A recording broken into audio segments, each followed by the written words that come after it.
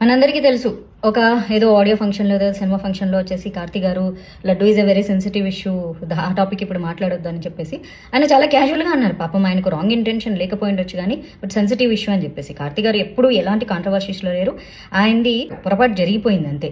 Sorry చెప్పించుకోవడంలో ఆనందం ఏంటో అని ప్రకాష్ రాజ్ ట్వీట్ చేయడం జరిగింది. ఈయన వేరే రిలీజియస్ పీపుల్ ఒక చిన్న మాట హిందూ లేదన్నా అంటే వాళ్ళంతా రెచ్చిపోయి గొడవలు చేసి అసలు మొన్న బెంగళూరులో వచ్చి హనుమాన్ కీర్తన పెట్టుకుంటే కూడా వచ్చి భయంకరంగా కొడితే దాని మీద స్పందించలేదు. కానీ తిరుపతి లడ్డు అనేది డెఫినెట్లీ సెన్సిటివ్ ఇష్యూ, కానీ దాని మీద యాంకర్ క్వశ్చన్ అడగడం, మాకు ట్రెండింగ్ టాపిక్ కావాలి, హాట్ టాపిక్ కావాలి, సిచ్యువేషన్ కావాలి, జోక్స్ చేసుకోవడానికి అండము, దానికి ఆయన చెప్పడం ఏం వాళ్ళకి తెలియదా సారీ చెప్పేటప్పుడు? అరే ఇంతమంది హిందువుల మనోభావాలు దెబ్బతిన్నాయి, మనం కూడా హిందువులమే కదా, సో ఎందుకు ఇంతమందిని బాధ పెట్టడం అని వాళ్ళు క్షమాపణ చెప్పారు. ఇందులో ఆనందం ఏముంది? ఇలా వాళ్ళు క్షమాపణ చెప్పడం వల్ల భవిష్యత్తులో కూడా ఇంకెవరికి అలాంటి అవకాశం మా సైడ్ నుంచి ఇవ్వకుండా ఉండడం అనే మంచి ఉద్దేశంతో చెప్పారు. ఇందులో ఎవరు ఆనందాలు వెతుక్కోవట్లేదు. సారీ చెప్పంగానే ఆనందాలు ఏమీ రావు, ఎవ్వరికి ఆనందాలు ఏమీ రావు. కాకపోతే ఒక ఇనిషియేషన్ తీసుకున్నారు వాళ్ళు.